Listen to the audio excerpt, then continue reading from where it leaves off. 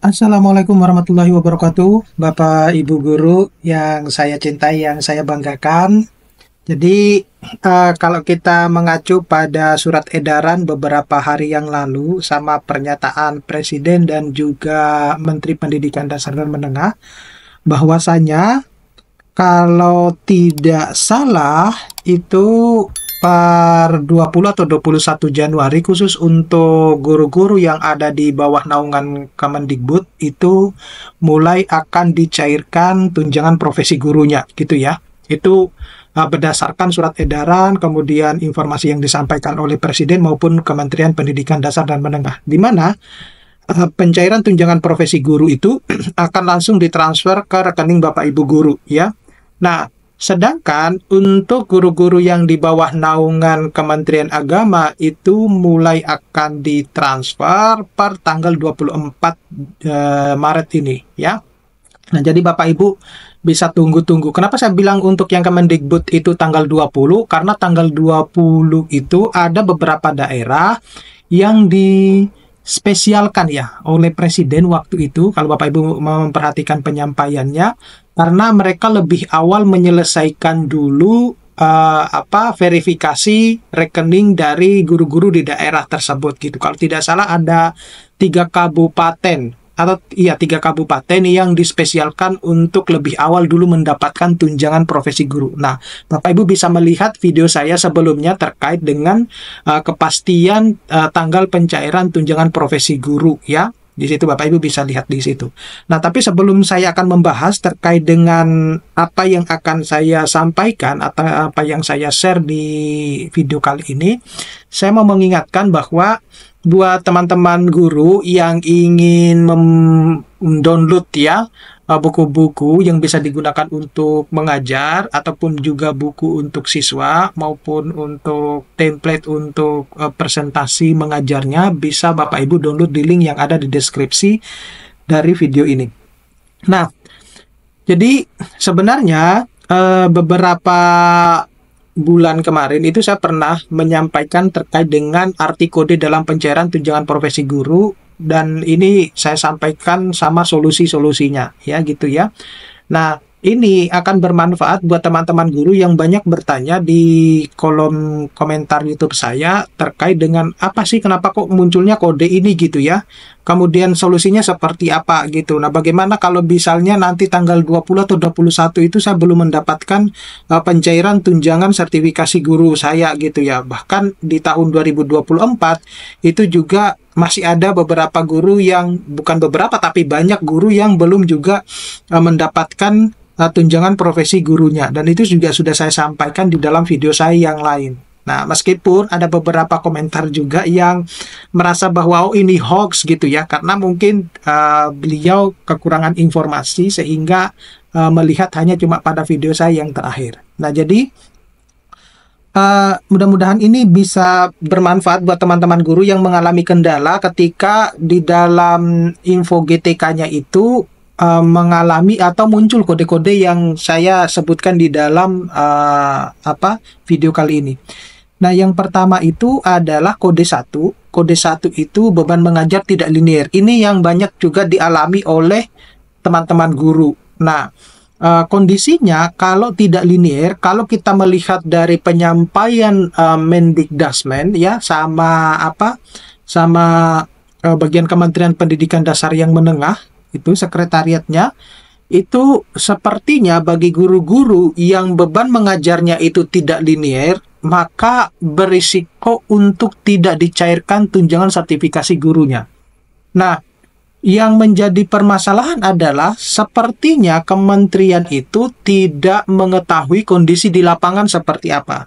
Ya gitu ya. Karena saya tahu betul bahwa guru-guru itu tidak mau ya, atau tidak akan mengajar hal-hal yang tidak sesuai dengan tupoksi dari keilmuannya gitu ya.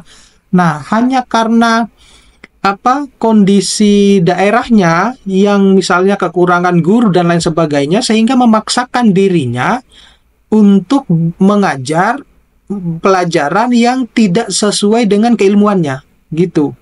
Nah, sehingga semestinya bagi guru-guru yang sudah mendapatkan 24 jam mengajar dan tidak kita melihat ini linear atau tidak linear, maka semestinya guru-guru harus tetap diberikan tunjangan profesi guru. Tetapi sayangnya kalau kita melihat atau mengacu kepada pernyataan dari Sekretariat Kemendikbud maupun Mendikdasmen, di situ saya agak kaget juga kenapa kok guru yang tidak sesuai itu tidak akan mendapatkan sertifikasi gurunya gitu. Artinya Bapak Ibu kan ketika mendapatkan sertifikasi guru itu kan di situ ada ini ya, ada keilmuannya itu di bidang apa gitu. Nah, itu yang menjadi ini sehingga Bapak Ibu harus fokusnya di situ. Tetapi saya sekali mendukung para guru terkait dengan hal ini bahwa sepertinya Kemendikbud itu atau Mendikdasmen itu tidak tahu kondisi di lapangan itu seperti apa gitu. Karena saya tahu betul bahwa guru-guru itu siapa sih yang mau mengajar yang bukan dari bidang ilmunya gitu. Gitu ya. Kemudian solusinya itu adalah pastikan bahwa beban mengajar itu sesuai dengan sertifikat yang Bapak Ibu miliki. Ini artinya untuk kedepannya ketika misalnya sudah ada tambahan guru dan lain sebagainya, Bapak Ibu harus memastikan ini bahwa Bapak Ibu itu harus mengajar sesuai dengan keilmuannya gitu ya. Nah, berikutnya itu adalah kode kedua, itu beban mengajar itu tidak memenuhi syarat gitu. Nah, seperti apa? Jadi, misalnya dari jumlah mengajar guru itu belum memenuhi syarat minimal untuk mendapatkan tunjangan. Dalam hal ini adalah 24 jam per minggu itu. Nah, di video saya sebelumnya saya sudah memberikan tips and trick ya untuk bisa memenuhi 24 jam mengajar itu. Bapak Ibu bisa lihat di video saya yang sebelumnya. Cari aja di koleksi video saya itu Bapak Ibu ya. Di situ sudah saya berikan, sehingga Bapak Ibu tidak perlu lagi khawatir bahwa kalau mungkin selama ini Bapak Ibu itu mengalami kendala terkait dengan kekurangan jam mengajar, maka Bapak Ibu bisa melihat video saya itu untuk bisa mendapatkan tips and triknya biar nanti 24 jam mengajarnya itu bisa terpenuhi. Tetapi Bapak Ibu, kalau juga saya mengacu melihat dari pernyataannya Mendikdasmen ya di beberapa platform online itu, beliau menginginkan bahwa 24 jam mengajar itu akan dihapus gitu karena tidak relevan lagi dengan zaman yang sekarang gitu. Nah, kita tinggal menunggu aja realisasinya itu seperti apa. Nah, kalaupun masih belum diberlakukan terkait dengan jam mengajar itu dihapus, maka solusinya itu adalah tambah mengajar itu harus sesuai dengan ketentuan yang diajukan, kemudian perbaiki data di Dapodik gitu ya. Jadi Bapak Ibu bisa sekali lagi bisa melihat video saya yang ada terkait dengan tips and trick untuk memenuhkan 24 jam mengajar ini. Nah, kemudian kalau kode 4 itu status info GTK belum valid untuk TPG 2025. Nah, ini yang banyak kemarin ditanyakan. Saya ini mendapatkan kode 04 gitu. Nah, kalau sudah statusnya belum valid Bapak Ibu, ya mohon maaf, berarti di tanggal 20 atau 21 ya kemungkinan besar Bapak Ibu tidak akan mendapatkan tunjangan gitu. Karena sudah jauh-jauh hari ya Mendikdasmen itu sudah menginformasikan, kemudian saya juga melalui kanal YouTube saya sudah saya berikan bahwa Bapak Ibu ayo untuk segera memverifikasi data-datanya gitu ya di nomor registrasi guru ya. Nah, itu yang harus Bapak Ibu. Jadi data-data itu ya tidak serta-merta hanya cuma menyerahkan rekening, tetapi ada data-data yang lain Bapak Ibu. Nah, itu yang mungkin luput gitu loh. Nah, kebanyakan yang ketika saya lihat di YouTube saya ini yang berkomentar itu banyak sekali, saya itu muncul kode 04. Nah, itu bagaimana itu? Nah, ya karena ini waktunya sudah mepet, jadi saya juga tidak yakin gitu ya. Mudah-mudahan ada kecerahan di titik-titik akhir Bapak Ibu itu tetap akan bisa mendapatkan tunjangan sertifikasinya yang akan dimulai didistribusikan per hari ini 20 Maret ini ya gitu. Ya. Nah, solusinya bagaimana? Bapak Ibu bisa berkoordinasi ya dengan operator sekolah profesi di tingkat kabupaten ataupun provinsi guna memastikan penerbitan nomor registrasi guru ini ya. Bapak Ibu harus bisa memastikan hal tersebut ya. Misalnya kan biasanya kan di daerah-daerah itu kan punya organisasi sekolah seperti PGRI di kabupaten apa namanya kan gitu, bisa berkoordinasi dengan itu. Karena itu adalah jalan tercepat ya untuk bisa sampai ke pusat gitu Bapak Ibu. Kemudian ada kode 06 itu akun tidak aktif atau usia pensiun. Kalau yang ini saya tidak terlalu banyak tidak terlalu akan banyak membahasnya karena ya udah kalau sudah pensiun ya tidak akan mendapatkan tunjangan sertifikasi lagi ya. Hanya cuma begitu aja sih. Jadi kalaupun menginput data kalaupun sudah usianya 60 tahun pasti akan muncul kode 06 Bapak Ibu. Kemudian kalau yang 07 itu menunggu penerbitan SKTP ya. Jadi guru yang tinggal menunggu proses penerbitan surat keputusan tunjangan profesi guru. Ini artinya ya kita sudah mengarah pasti 20 atau 21 ini saya sudah akan menerima tunjangan ini. Bisa dikatakan ya mungkin 80-90% gitulah ya gitu. Kalau kode ini. Jadi jika SKTP sudah terbit, guru akan diminta mendandatangani SPJ sebelum tunjangan ini cair gitu ya. Jadi ini juga yang sebenarnya tidak banyak dipertanyakan ya, tetapi banyak yang hanya cuma berkomentar bahwa saya tinggal menunggu penerbitan SKTP. Nah, kalau tinggal menunggu SKTP ya berarti ya udah Bapak Ibu sekitar persentase pencairan tunjangan sertifikasi dosennya itu kira-kira 80-90% lah gitu. Kemudian yang paling ditunggu-tunggu itu adalah kode 08, yaitu status valid dengan tinggal menunggu pencairan. Nah, ini adanya tidak ada yang berkomentar bahwa saya sudah mendapatkan yang kode 08 gitu ya. Ya karena memang sudah akan pasti cair gitu ya tunjangan sertifikasi ya. Jadi kalau guru statusnya itu telah valid, maka SKTP itu sudah akan terbit dan tinggal hanya menunggu pencairan tunjangan ke rekening bank yang Bapak Ibu ini. Oh iya Bapak Ibu ya, terkait dengan rekening bank ini, kalau misalnya ada keterlambatan apa itu, Bapak Ibu bisa berkoordinasi langsung dengan teller bank ya, untuk memastikan bahwa ada nggak informasi terkait dengan tunjangan sertifikasi ini.